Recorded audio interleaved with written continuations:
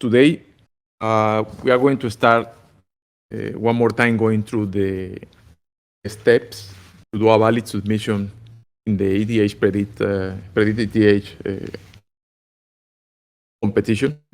So I'm going to go directly to the repository of the Predict ETH. Let's just go again quickly through the steps. Now, the first thing is to have a quick overview again over what are the parameters of the competition. Submission deadline is on December 11 at midnight UTC.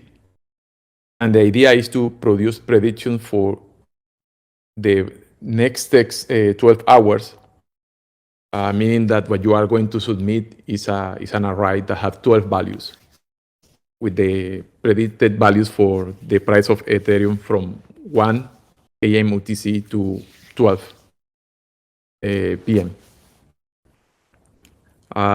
The winners will be announced within 1 week. And if the submission is a valid submission and also follow the following rules, the prediction error is lower than just using a constant as a prediction and better than any of the examples that you will find in the repository, then every submission will be awarded 250 Ocean tokens. Okay, so let's go into detail of what to do to create a valid submission. First step is to do the setup. That includes to install properly Ocean Pi and all the libraries that are required. For this, we have this installation guide that you can follow. The main thing that you need to take into consideration is, depending on whether you are in Linux or Mac, you will have to, or Windows as well, because it's also supported for Windows, to create a virtual environment to be able to install all the dependencies so that your system doesn't get polluted by the libraries. Then basically install Ocean lib. Also, it's necessary to install Brownie so that you can have access to all the transactions that are done in the blockchain when you are creating your submission. This guide that you are looking at have the step-by-step what you should do in order to do this and be ready to proceed. Now, back into the competition, there are a few things more than we need to do. You need to have a Polygon account. Basically, you need to be able to send transactions. This is something that you have to do only once, and it's enough just to set your private key as a environment variable, as is described here for Linux and Mac, and here for Windows. Once that you have your wallet ready, then the team of Ocean have created a script of functions that will help you to go quickly over all the steps. This helper is here in the repository, and then you can find all the functions that are necessary to create an instance of Ocean, to be able to manipulate the wallet, and to manipulate dates, etc., etc. So the only thing that is necessary to run this is just copy the script and then copy and paste in your Python console. Now you have all these functions available, and then we proceed to create first an instance of Ocean, right? And also to transform, to use the private key that you have in the environment variable to create a wallet that will help us to submit the transactions. So your wallet is, for the sake of this example, is called Alice Wallet.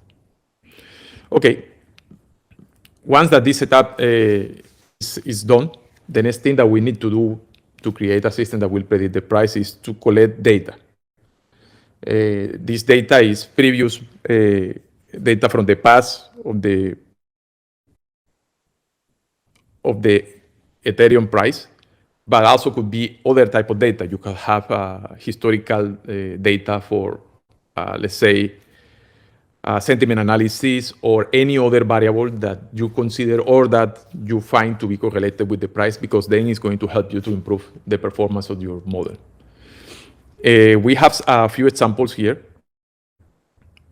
for the how to collect data from different sources.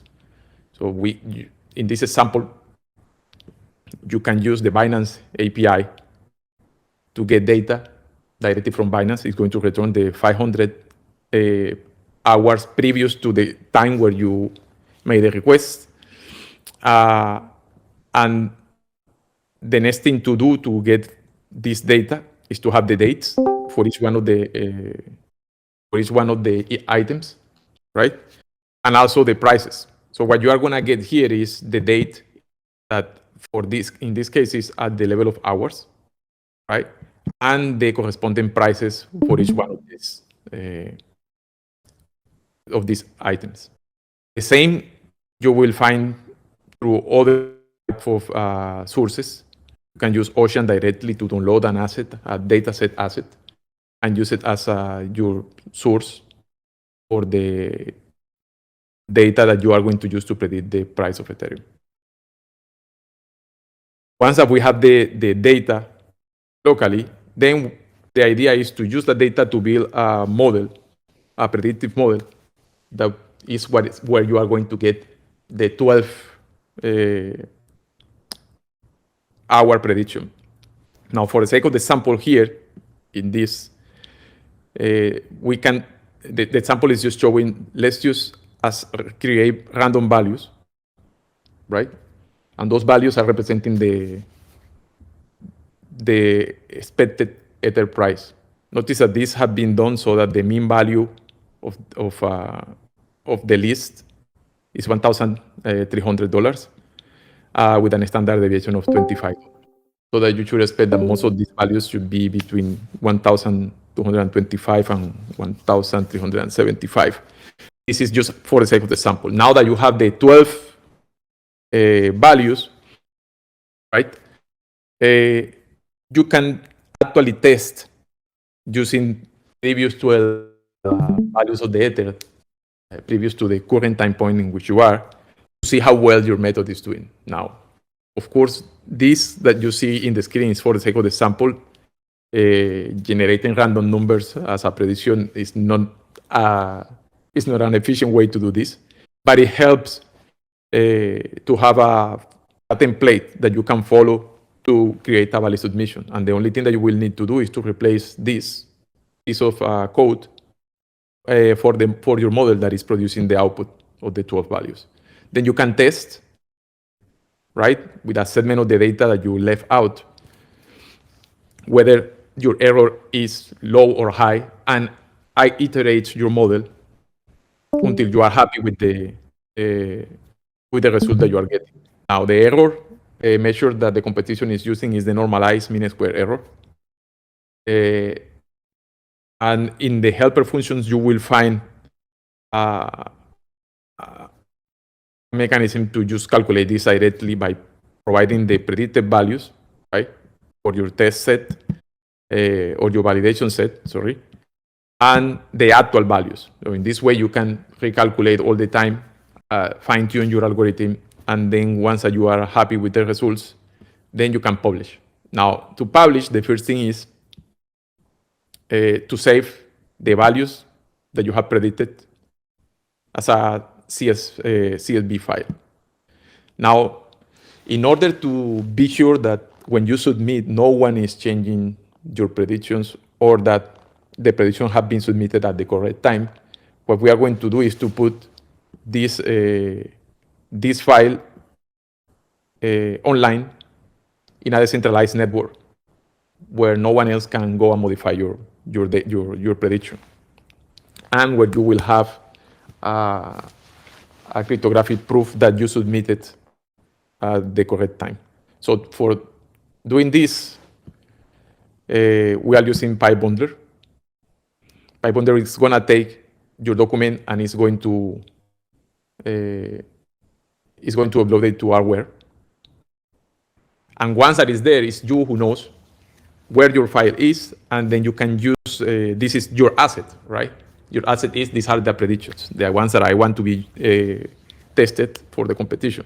So the next step is to take this document that you put online, but that you only know where it is, to create an asset in Ocean. So the idea basically is you have an asset, you have control over this asset, and what Ocean allows you to do is to tokenize that asset. So the way to do this, following the session 4.3 that you are seeing here, is to create first NFT that is the unique identifier for the assets, then to create a data token. And this data token is the way that you grant access to the data that you are publishing. So because you want the judges of the competition to be able to see your document, then once that the asset is created, you can send tokens to the wallet of the judges. So this wallet will be receiving the tokens of all the users so that the judge can download your predictions and verify and compute the error in each one of those. Once that this is done, then you are done. And the next step is for the judges to validate.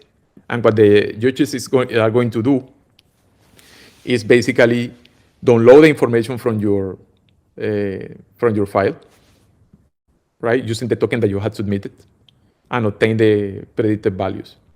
Once that the predicted values are obtained, then the users are going to get, using this, the value of Ether from 1 a.m. to 12 p.m. On December 11. And they are going to compare these values with the ones that you provided, such that we can rank the algorithms from top performance to lower performance. And once that this is done for each one of the submissions, then the competition results will be submitted and the winner will be announced. Does anyone have a question at this moment?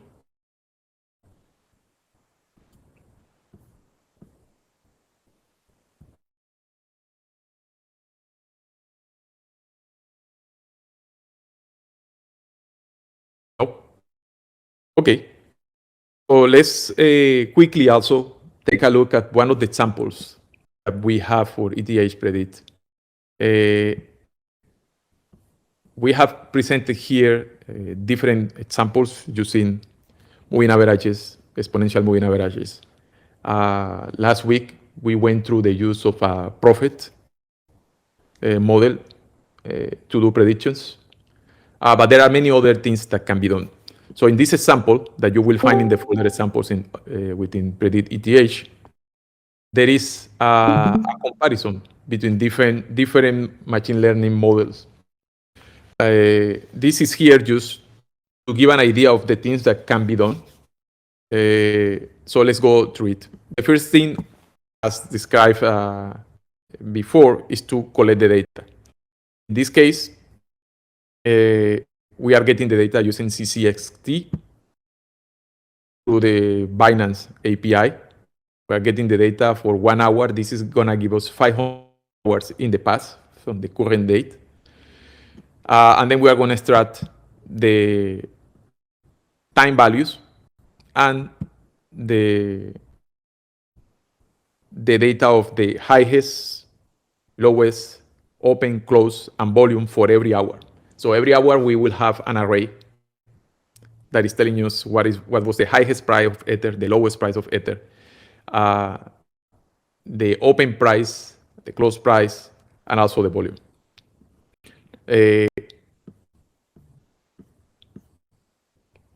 Correct. So once that we have this, we are going to create the data set using pandas.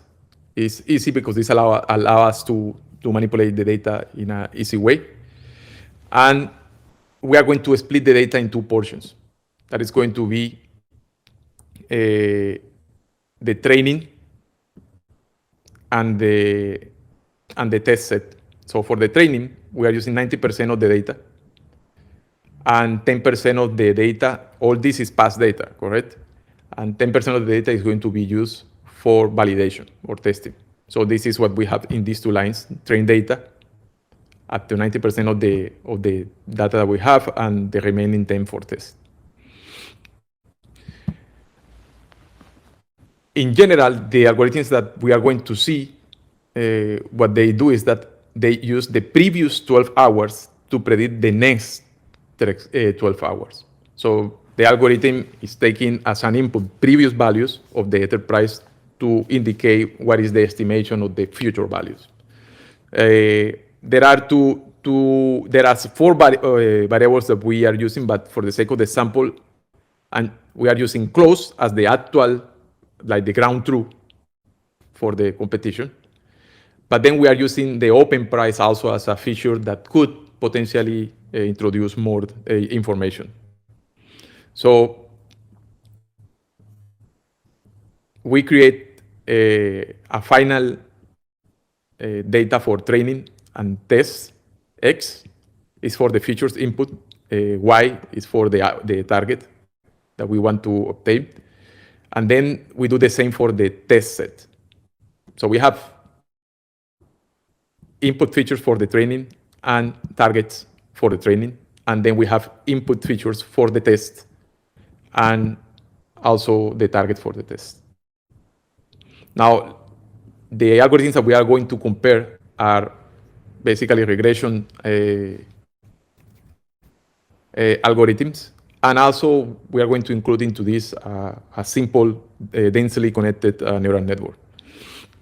How we are going to do this? So we have a general function here that we have called fit and predict regression that is taking as an input the model that you want to use, the training, and the test set. And what it will return is what is the error on the test set, because this is what you want to know in order to know which is better. Now, we can put as a base model a simple linear regression. We could put a support vector machine used as a regression. We can also use, in this case, a random forest algorithm. And then with this same function, we can calculate the prediction. Now, have to take into consideration that if you are using linear regression, super vector machines or random forest, you will have a single output. So in the case of regression, you may have n variables, n predictors, but you have one single value in the output, 12. There are two ways to do this. You can actually do this in an iterative fashion. So you predict the time 1 hour ahead, and then you use the prediction as an input to predict the price 2 hours ahead, and then you do this until you get to the point 12. So you can calculate this in a recursive fashion, or you can do it in a direct fashion. So you can have all the variables predicting all the outputs at the same time, right? One way to do this is to create what is called a regressor chain. And what the regressor chain is doing internally is that it's actually fitting, if you have 12 outputs, it's fitting 12 models directly. And each one of the models is trying to predict one of the outputs. This is the direct fashion. And this will apply, the chain will apply for random forest, linear regression, and also for the support vector machine used as a regression. In the case of the neural network, notice that we can have in the neural network as many outputs as we want. So we have the values of closed and open in the past as an input, but then we can have the network to provide directly 12, a vector of 12 elements. And during training, we just indicate that these 12 values actually correspond to the 12 values in the future of every sample that is in the input. As you can see here in this code, we are using Keras to model the neural network. we have two simple layers. So we have the input layer, then we have two intermediate layers. The first one with 128 units, and the activation is a ReLU, meaning that we are actually trying to allow for non-linearities in the data, non-linear responses. The second layer have reduced the output to 64, and finally we have an output of only 12 units, that each one of these is going to represent one of the predictions that we have for the future of the ETH price. The rest is just the standard code to first create the model based on what is the outputs and inputs. Notice that there are different ways to do this in Keras. What we are presenting here is the functional model, in which we basically just said, okay, I'm going to have this input, and I'm going to pass it through this particular layer, and the output of this layer, I'm going to pass it through another layer, etc., etc. You can do this using the sequential model as well, that people sometimes find more easy. But the functional model is more flexible, right? And as you can see, we have a full neural network here with 5 lines of code. After the model is complete, then we go for, we compile the model, and then we train. Now, in the compiling, you are indicating the type of optimizer, basically when you are calculating the gradients, what algorithm you are going to use for this optimization. And also the type of loss, how you are going to measure whether the performance is increasing or decreasing during the backpropagation cycles. We set this to batches of 100 trials. This just made the calculation of the gradients easier. And we let the algorithm run for 500 epochs. That may not be a huge amount of steps, but also the amount of data that we have for this sample is not huge. So going further than that is probably not the most efficient way to do it. Now that we have the two models, one that will take linear regressors and the neural network, then we go directly to implement and test the algorithms. So the first algorithm that we are testing is a linear regression. This is what we are going to use as the base. And then we just call the fit and predict using the linear regression as the base. We do exactly the same thing for random forest. As you can see here, we have the random forest as the base classifier. And we apply the same for support vector machines. In this case, it's support vector machines applied for a regression task. Now, there are, in each one of these methods, well, except for the linear regression that there is nothing to tune, there are things to be, there are hyperparameters that you need to tune properly. For the sake of the sample, we have just fixed some of the parameters. For example, in the support vector machine, you have C, and this is a regularization term that is going to tell you how strict are you about the samples of one, the samples being within the margins. If you actually look in the libraries that we are using, there are already methods to do this, to find the optimal parameters for C and epsilon using cross-validation. But this is out of the scope of this explanation. And finally, we use the function that we created for the neural network. We just pass the training and the test data, and it's returning the error. Once that you have the error, then you can select which one of those methods is doing better given the same data. Now, to be fair, it's likely that in the case of the neural network, it's going to take more time training, right? And therefore, it's more complicated to do hyperparameter tuning. Things like linear regression will be super fast, but there is not much that you can do with the algorithm. With support vector machine, you can variate the regularization term and epsilon. And in random forest, there are many parameters that you can use. In this case, for example, the maximum deepness of every single tree It's called random forest because you have many trees, right? So you have a bag of, in this case, 100 classifiers, and these classifiers are tree-based classifiers. And then you train all of them independently, and then you aggregate the outputs. This type of classification has shown to be to produce good performance, because basically what you are doing is each one of the classifiers is trained with a portion of the data, so each one of the classifiers have a different view of the same problem, right? And by the way, this is in some way related to the novel theories about how the brain work. Not in the sense of the tree, but in the sense that you have different columns in the cortex that are aggregating information, and this is exactly what this is about. So until there, you have an output of the error for each one of the classifiers in this example, and then you will select the classifier that is providing you the the lowest error.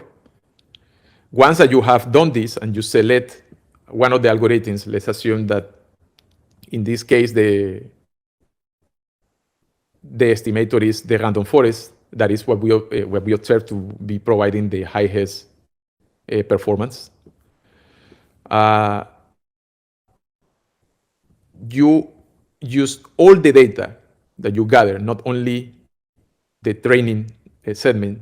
You use the data completely to be fit in your final model of the algorithm. You retrain the model, and then you will make the final prediction that is going to be 12 hours in the future. Once that you have made this prediction, then the same thing that we talk in the main description of the ETH competition follows. That is to transform this array of 12 values into a file, load the file in the decentralized network, create an asset, and share the asset with the judges. If you want to go in detail on each one of the methods, you can visit the GitHub repository that is open source, and each one of the members of the team is open for any questions that you may have or any help even that you need training your models. And I think this is all from my side.